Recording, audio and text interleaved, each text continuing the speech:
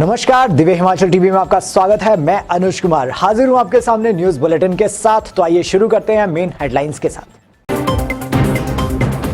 TGT अध्यापकों को हर महीने हो रहा 7,300 रुपए का नुकसान, वेतन विसंगति से परेशान। कोड ऑफ कंडक्ट के बाद आएगी कांग्रेस की सारी सूची, बागियों के टिकट पर संशय। कंफ्यूजन में प्रदेश के 30,000 कर्मचारी, आउटसोर्स पर अधिसूचना का इंतजार। आंगनवाड़ी यूनियन का मंडी में सरकार के खिलाफ जोरदार धरना प्रदर्शन। कांग्रेस 14 को करेगी चुनाव का शंखनाद, प्रियंका के लिए विशाल भीड़ जुटाने की तैयारी। अचानक शिमला पहुंची कांग्रेस की राष्ट्रीय अध्यक्ष सोनिया गांधी।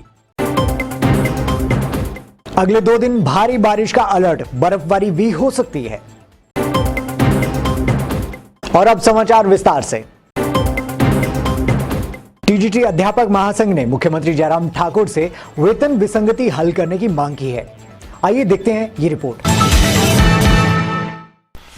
टीजीटी अध्यापक महासंघ ने मुख्यमंत्री जयराम ठाकुर से वेतन विसंगति हल करने की मांग की है।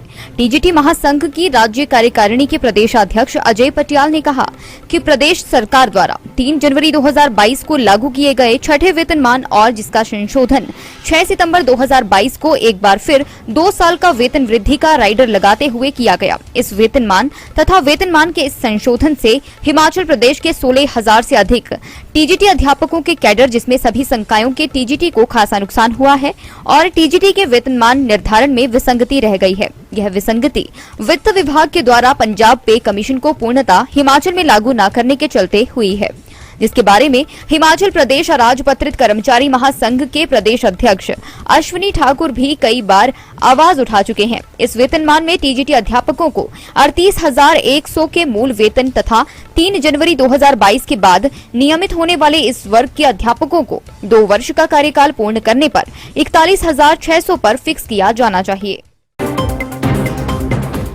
हिमाचल में कद्दावर नेताओं से हाथ धोने के बाद कांग्रेस अब फूंक फूंक कर कदम रख रही है।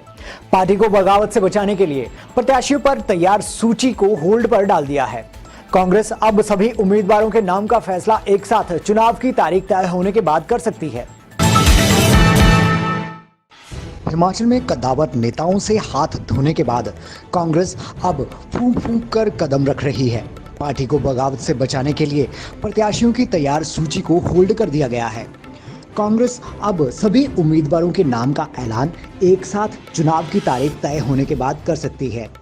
केंद्रीय चुनाव समिति को उन 22 सीटों पर फैसला करना है जिन्हें 7 अक्टूबर को स्क्रीनिंग कमेटी के फैसले के बाद प्रस्तावित किया गया है, जबकि पूर्व में फंसी बड़े चेहरों वाली आधा दर्जन सीटों पर भी केंद्रीय चुनाव समिति अपनी राय रखेगी। इसके बाद कांग्रेस की सभी 68 सीटों की स्थिति साफ हो जाएगी। हालांकि संभावना यह भी है कि जिन सीटों पर मतभेद रहते हैं और केंद्रीय चुनाव समिति भी फैसला नहीं कर पाती है, उन नामों को आखिरी समय तक होल्ड किया जा सकता है। कांग्रेस की दिल्ली में 7 अक्टूबर को हुई स्क्रीनिंग कमेटी की बैठक में पार्टी के खिलाफ बगावत करने वालों को टिकट न देने की बात भी सामने आई है। प्रदेश के करीब 30,000 आउटसोर्स कर्मचारियों के लिए सरकार ने 28 सितंबर को हुई कैबिनेट की बैठक में नीतिगत दस्तावेज बनाने को मंजूरी प्रदान कर दी है, लेकिन अब तक इस संबंध में सरकार की ओर से अधिसूचना जारी नहीं हुई है। क्या है मामला, देखें इस रिपोर्ट में। प्रदेश के करीब 30,000 आउटसोर्स कर्मचारियों के लिए सरकार ने 28 सितंबर को हुई कैबिनेट की बैठक में नीतिगत दस्तावेज बनाने को मंजूरी प्रदान कर दी है, लेकिन अब तक इस संबंध में सरकार की तरफ से अधिसूचना जारी नहीं हुई है। ऐसे में अब आउटसोर्स कर्मचारियों को कौशल विकास एवं रोजगार निगम कंपनी के बनाने के लिए अधिसूचना का इंतजार है। आउटसोर्स कर्मचारी महासंघ के प्रदेशाध्यक्ष शैलेंद्र शर्मा का कहना है कि आउटसोर्स कर्मचारियों को कैबिनेट सब कमेटी के अध्यक्ष मंत्री महेंद्र सिंह ठाकुर की तरफ से आश्वासन दिया गया था कि 6 अक्टूबर तक इनकी अधिसूचना जारी कर दी जाएगी, लेकिन अभी तक अधिसूचना जारी नहीं हुई है। ऐसे में अब मंगलवार को होने वाली कैबिनेट की बैठक के दौरान आउटसोर्स कर्मचारी महासंघ सरकार मंत्री महेंद्र सिंह ठाकुर से मिलने की तैयारी कर रहा है। हिमाचल के मंडी स्थित सेरी चांदनी में आज आंगनवाड़ी वर्कर्स एवं हेल्पर्स यूनियन ने जोरदार धरना प्रदर्शन किया। आइए देखते हैं क्या रही वजह। हिमाचल के मंडी स्थित सीरी चांदनी में आज आंगनवाड़ी वर्कर्स एवं हेल्पर्स यूनियन ने जोरदार धरना प्रदर्शन किया। हिमाचल प्रदेश में प्री प्राइमरी टीचर भर्ती से आंगनवाड़ी कर्मियों को बाहर करने के प्रदेश सरकार के निर्णय के खिलाफ आंदोलन तेज किया जा रहा है। यूनियन की जिला अध्यक्ष हिमेंद्री शर्मा ने कहा कि सरकार इस फैसले को वापस ले और आंगनवाड़ी कर्मियों को प्री प्राइमरी भर्ती में 100% नियुक्ति दे। उन्होंने कहा कि प्री प्राइमरी कक्षाओं को पढ़ाने का जिम्मा केवल आंगनवाड़ी कर्मियों को दिया जाए, क्योंकि ये प्रशिक्षित कर्मी हैं। यह कर्मी पहले ही early childhood care and education के तहत 6 वर्ष से कम उम्र के बच्चों को शिक्षा दे रहे हैं। आंगनवाड़ी कर्मियों को सुप्रीम कोर्ट के आदेशानुसार ग्रेजुटी व अन्य सुविधाएं लागू की जाएं। उन्होंने हरियाणा की तर्ज पर आंगनवाड़ी वर्कर्स व हेल्पर्स को मानदेय देने की मांग भी उठाई। उन्होंने कहा कि अगर सरकार ने उनकी यह मांगे नहीं मानी तो वे चुनाव में सबक सिखाएंगे। अंदर हमने मुख्यमंत्री जी को कहा कि हमें भी हरियाणा की तर्ज पर वेतनमान दिया जाए, तो मुख्यमंत्री ने कहा कि हम हरियाणा की तर्ज पर नहीं दे सकते क्योंकि हरियाणा में संसाधन अधिक है। और हमने बोला तो आंगनवाड़ी वर्करों को जो है वो 100% नियुक्ति एनटीटी में दिया जाए। तो मुख्यमंत्री ने क्या कहा कि हम ये नहीं कर सकते क्योंकि इसमें आरएमपी रूल आड़े आ रहे हैं। लेकिन जब वोट की बारी आती है तो हम लोग वोट देते हैं और ये नीतियाँ अपने रिश्तेदारों के लिए बनाते हैं। विधानसभा चुनावों का शंखनाद कांग्रेस प्रियंका गांधी वाड्रा की रैली के साथ करेगी। सोलन के ठूडो मैदान में होने जा रही इस रैली के माध्यम से कांग्रेस भाजपा और प्रधानमंत्री नरेंद्र मोदी को जवाब देने की तैयारी में है। कांग्रेस की 10 गारंटी इस रैली में प्रमुखता के साथ उजागर होंगी। देखिए कैसी रहेगी कांग्रेस की रणनीति।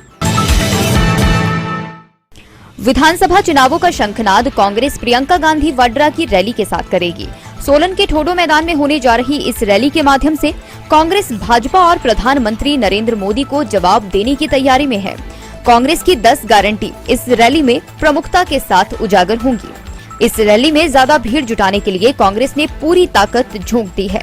ब्लॉक से प्रदेश स्तर तक कांग्रेस नेताओं को भीड़ की जिम्मेदारी दी गई है। पहले 11 अक्टूबर को ये रैली होनी थी, लेकिन अब 14 अक्टूबर को हो रही है। प्रदेश कांग्रेस अध्यक्ष सांसद प्रतिभा सिंह ने कांग्रेस के सभी पदाधिकारियों, कार्यकारिणी के सदस्य, विधायक, पूर्व विधायक, जिला और ब्लॉक कांग्रेस अध्यक्ष व इसके सभी पदाधिकारियों, अग्रणी संगठनों के प्रमुख और उनके पदाधिकारियों को इस जनसभा में उपस्थित होने के निर्देश दिए हैं। इस रैली से कांग्रेस हिमाचल विधानसभा चुनाव की हुंकार भरेगी। प्रियंका गांधी बीते करीब 1 सप्ताह से हिमाचल में हैं, लेकिन अभी तक उन्होंने राजनीतिक तौर पर कांग्रेस नेताओं से मुलाकात नहीं की है। इस रैली को लेकर कांग्रेस नेताओं ने हिमाचल के संदर्भ में भी बड़ी चर्चा होने की संभावना है।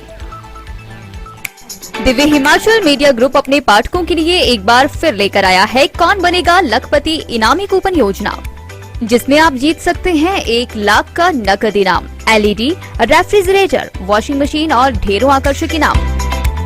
इनामी कूपन प्रकाशित होंगे दिव्य हिमाचल समाचार पत्र में, जिन्हें एकत्रित कर भेजना होगा दिव्य हिमाचल कार्यालय। तो आज ही दिव्य हिमाचल समाचार पत्र की प्रति बुक करवाने के लिए अपने नजदीकी हॉकर या न्यूज पेपर एजेंसी से संपर्क करें या फिर हमें कॉल करें 01-892 264713 पर।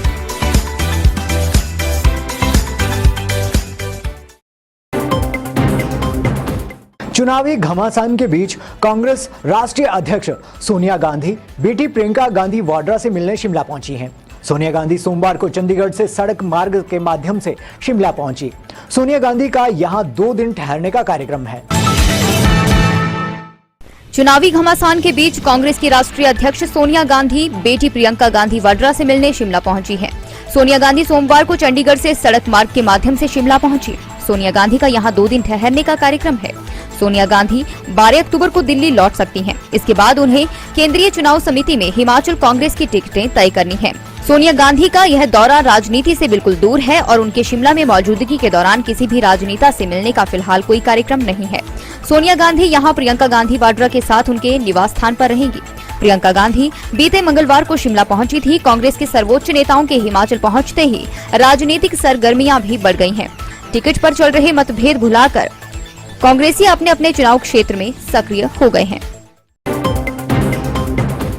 आइए जानते हैं मौसम का हालचाल। मॉनसून विदा होने के बाद भी हिमाचल प्रदेश में बारिश लोगों को परेशान कर रही है।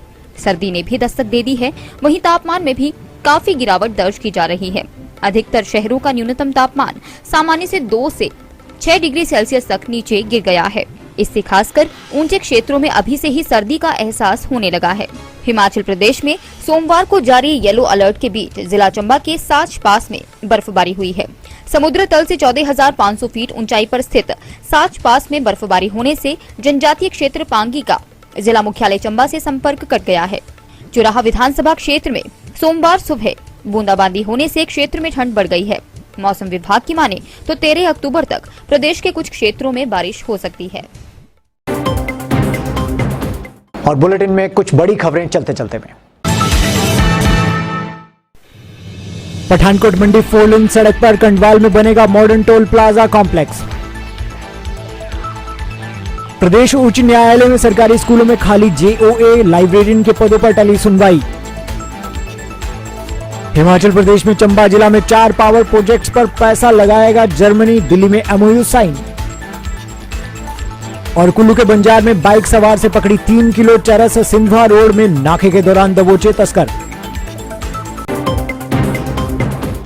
आज के बुलेटिन में बस इतना ही। कल आपसे फिर मुलाकात होगी, तब तक बने रहिए दिव्य हिमाचल टीवी पर।